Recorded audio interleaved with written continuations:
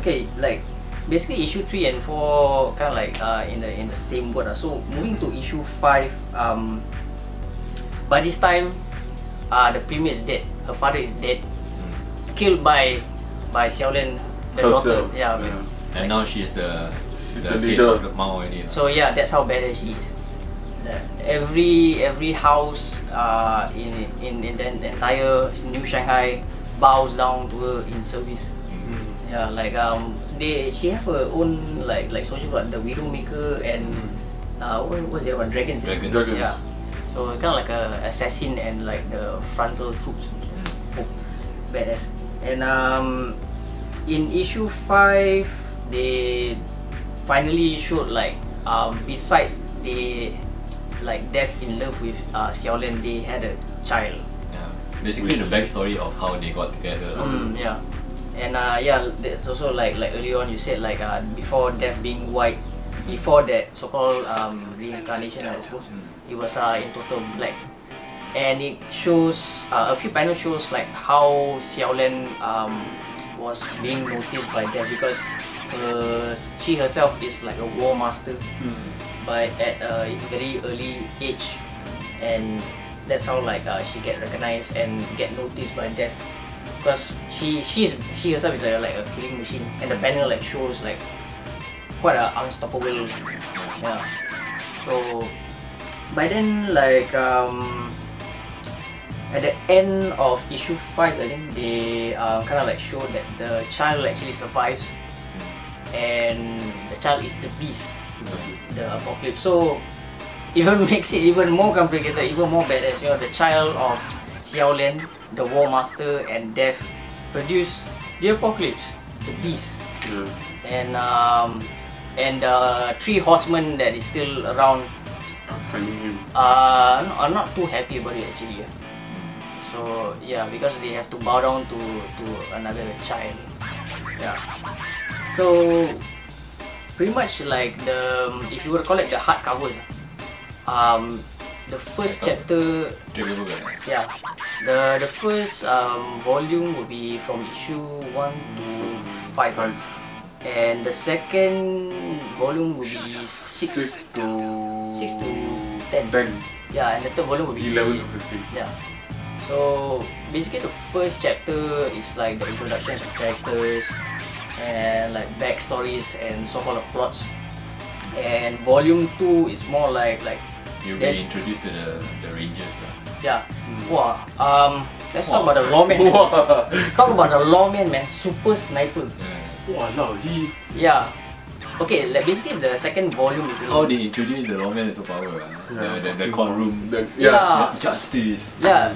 Yeah, it was a very huge like judge, and like so-called they in their, it was Republican, right? Yeah, it's one of the states where it's like they are being ruled by a judge, and there's a coup or civil war, I guess we'll call it. The Rangers had enough of injustice, so they demand justice, and they took things and matters into their own hands. So yeah, like but what's the guy's name? I always call him as a lawman. I can't remember. I call him Ranger. Yeah. I don't know can't remember whether they actually introduced the guy's name properly. I think they did, but it was just a very small thing. Yeah, but how they introduced him into the series, yeah, I mean they have their own like civil war judges against Rangers, and that helmet looks cool. So Cyclops with mustache. So yeah, you know, if people didn't know it, people thought it was a mustache. Yeah, like but actually how he got it was kind of interesting, because he killed the judge and he took it upon himself to be the judge. To be the judge. Yeah, so kind of like jury, and executioner. Judge So yeah, another badass character. Wow, and then after that, the future, you see him versus the. Yeah, and that would be one cool character versus one badass character. That's like what I think issue 10 or 11 or something. Issue 11. Yeah. Basically like the ranger or lawman has been told by one of the chosen, Bell Solomon, that okay, this chosen covenant exists and this is their purpose and this is what is about to happen to the world, and the ranger finds it like too big of a story, but then he took it upon himself. Okay, you give me the list and I'll take them out. And Bell Solomon is actually the governor and is one of his like so-called friends, and he tells Bell Solomon, okay, when everything is done, I'll kill you last. So because he's part of it. Yeah, but the way he said it was like, okay. From there you can, for me lah, like personally I see like, okay, this guy seems to be like somebody to take notice, you know, other than Death and the rest of the horsemen. And then he just comes into the series like where eventually the issue will move forward to like Death and the witches finding Chiveo, is it? Yeah, Chiveo, one of the Indian so-called shamans or chief, and they had a battle. So right before he gets killed, out of like nowhere there was like headshot, and you see the ranger. Oh. And he came very far away. Man. Yeah, and the distance is like I don't know, like by, it looks like mountains. Yeah. Yeah. After that, then Death shot back right with the pistol. Yeah.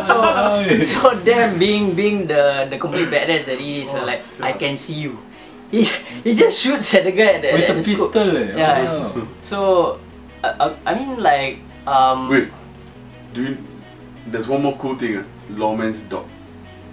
Yeah, Red. They call him Red, right? Red. Yeah. I can't remember how he looks like. The one with like the horse with the thing in the front. Yeah.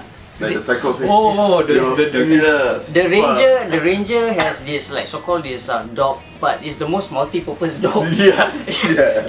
He can turn into a sniper gun. He can detect people, and then in issue 16 or 15, the dog has enough strength to actually pull somebody away.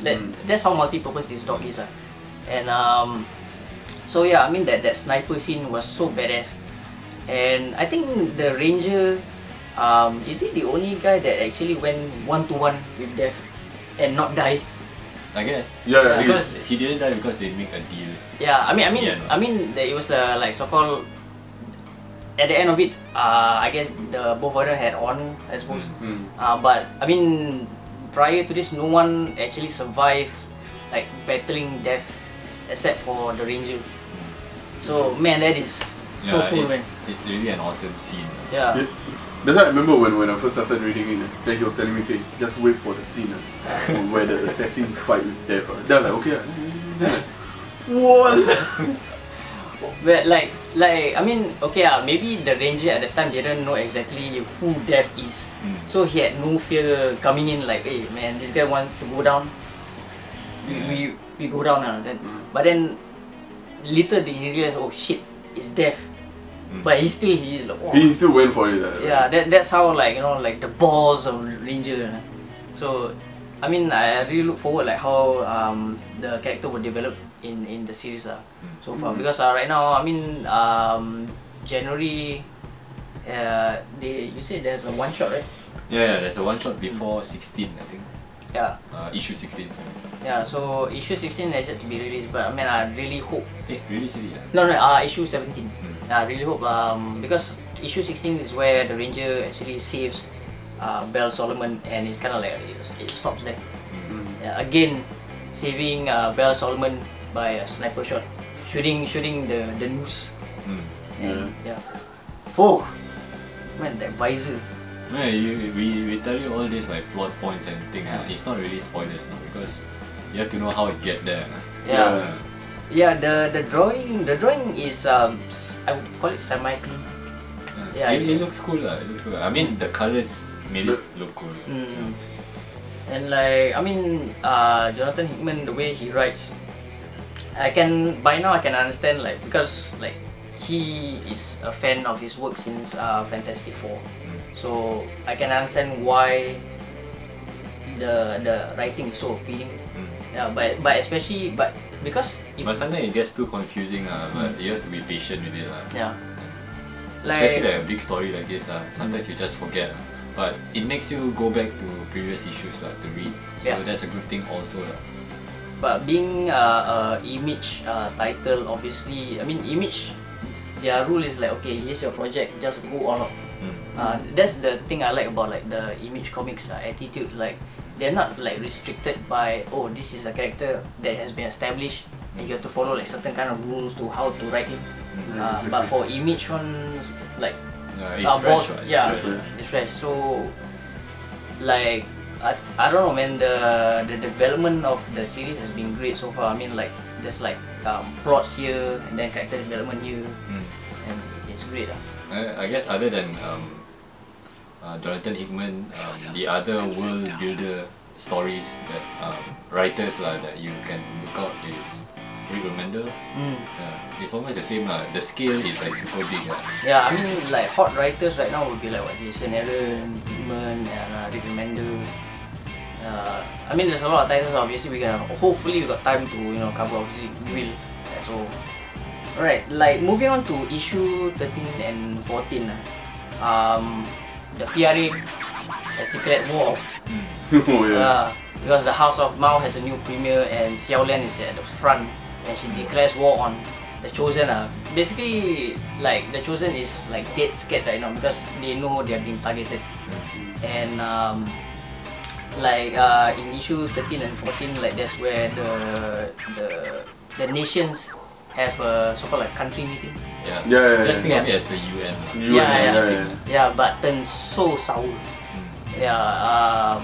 I mean, there's also like Archibald Chamberlain.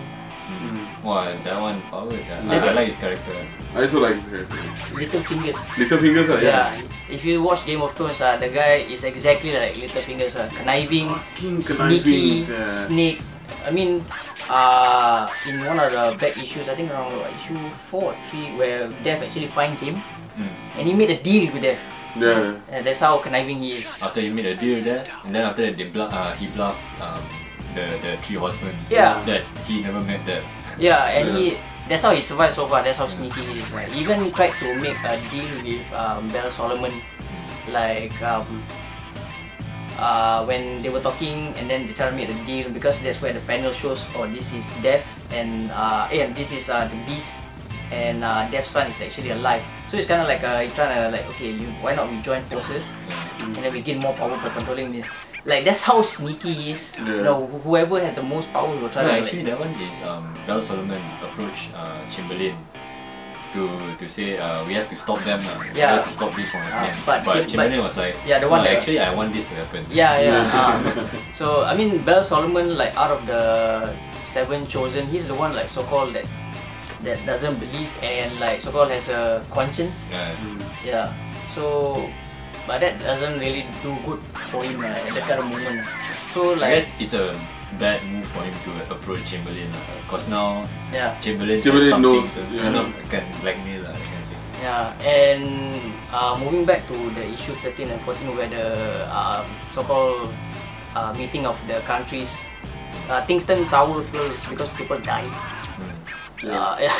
Like what's up with that grenade?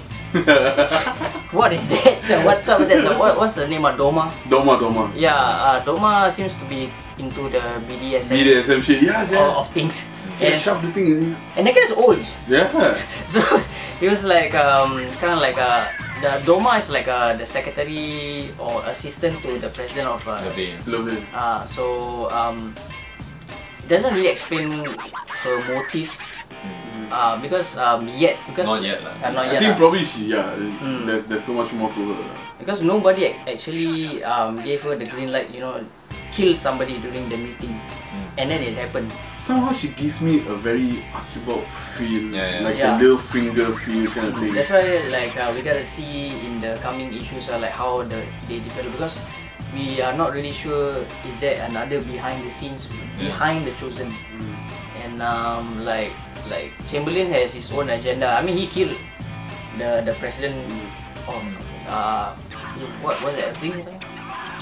The guy, that was like because during one of the issues where they had a funeral for the president, and he was like talking to the grandchildren, so they had a flashback, and how the president died is that when he tried to strangle him during the explosion, he kind of like the ring or something like that. So I mean like yeah, Chamberlain, like, he's the most conniving. I thought like LeVay was the one, like, you know, but then LeVay just kind of like cracking under pressure, right? So I thought like LeVay early on was like, oh, the new president and like the most like conniving character, but no. And the entire thing, Chamberlain was like playing the cards. Actually, the Chosen, the whole cast of the Chosen also are like quite interesting people. Like the one that got eaten, the arm. Oh yeah, the guy. He's He's like the guy who can read the message. the keeper. The keeper, yeah. He turned into a monster eventually. Some weird ass monster. Yeah. After that, the monster grew bigger than him. Then after that, he detached from the arm. Then he rides the monster. Yeah. Like it'd be interesting, like how he develops. Like maybe he could be a new beast entirely. You know, like And his backstory also a bit sadistic. Yeah, like sadistic and kind of like he is the loving child of conquest. Because like for the four horsemen before they were reincarnated, War and Conquest were a female version of themselves, and Famine was a male. Yeah. The only one that didn't change was Death. So the backstory was that the keeper was the one that out of like the pilgrims survived the massacre. So Conquest took upon herself at the time to be the loving mother to the keeper, and eventually the keeper grew up to be the guy who reads the message the best. And as fate being cruel, he turns out to be the monster and also part of like what the paragraph. And it's also part of the prophecy. Yeah, the prophecy. So that's why they couldn't kill him. So that's like, I mean, out of the like four horsemen, okay, besides Death, I mean, you only saw Conquest that actually, you know, like showed some kind of love, as cruel as it is. Yeah, War just doesn't care about anything. And then I mean, for Famine, it's kind of like not much. Yeah, not much. That was the blue one.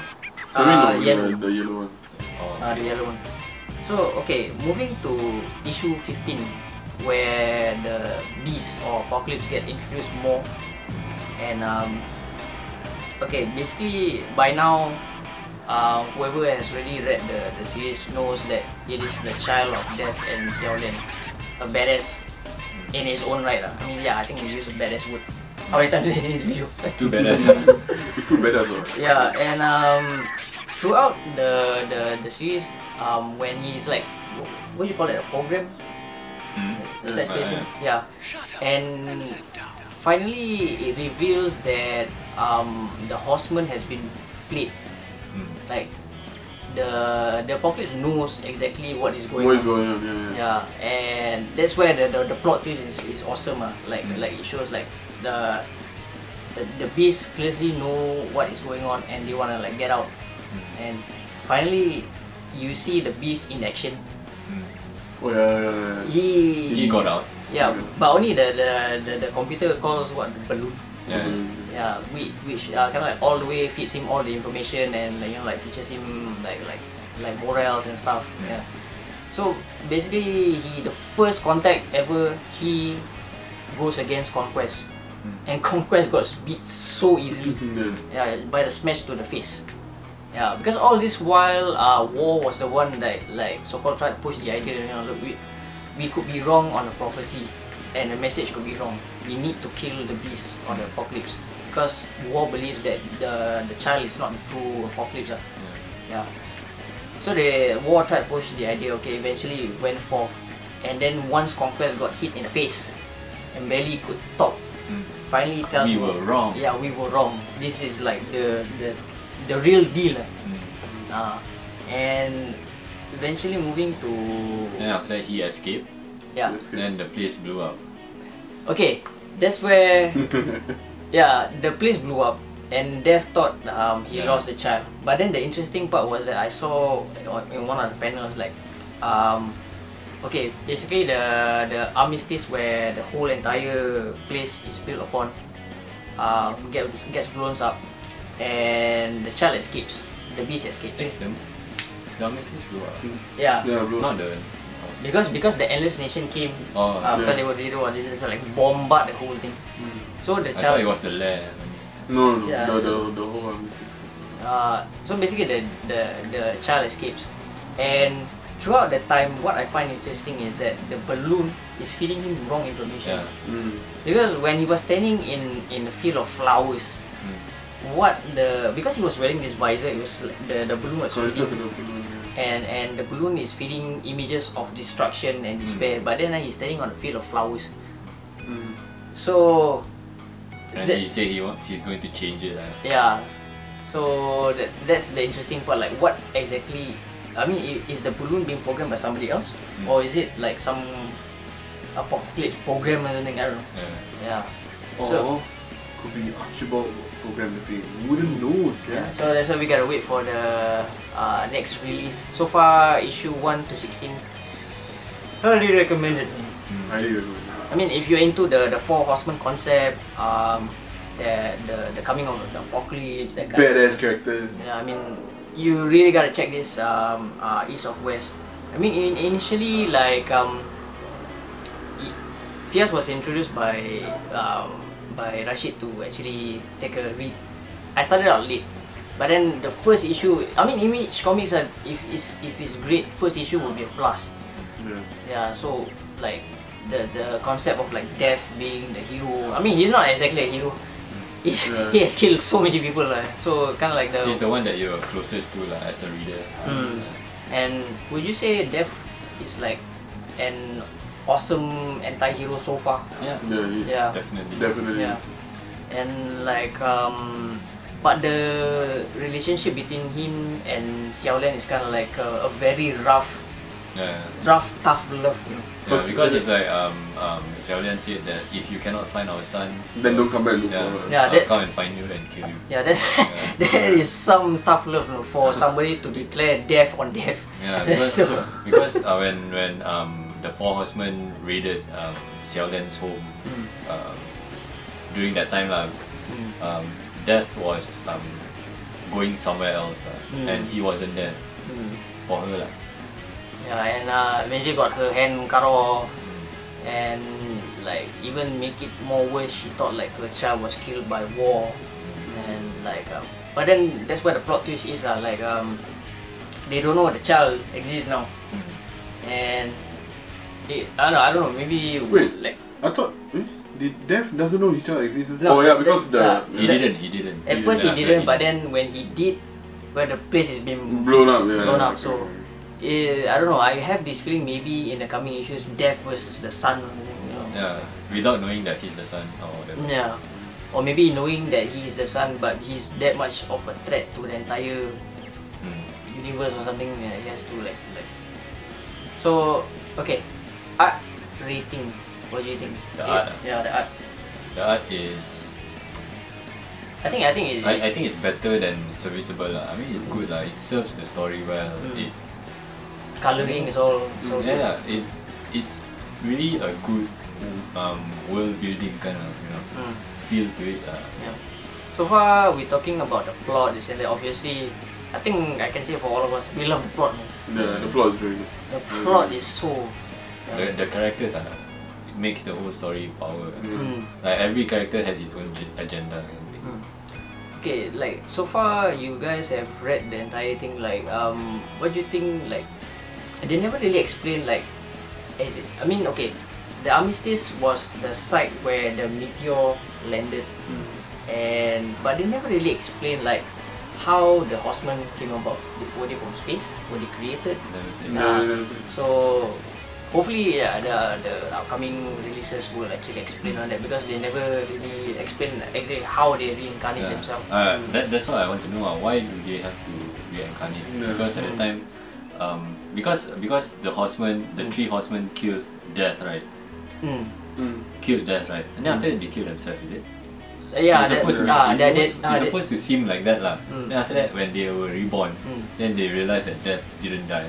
Yeah, they also never like really explain like when the first issue where the children or the horsemen get reincarnated, that pillar, is that the only place where they get reincarnated, or they some random place? They never really explain on that part as well. So like yeah, I mean the explanation of like how they came about for the horsemen, and like why is it a must for them to actually follow the message?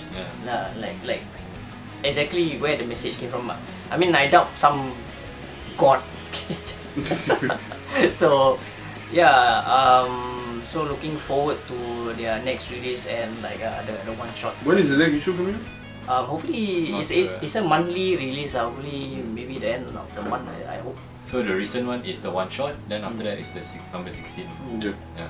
So I mean, recommendation. Yeah, highly recommended. Like you wanna take a dive into East of West. Try out the first volume for the trade paperback, which is issue 1 to 5. But if you're into it, kudos. Yeah.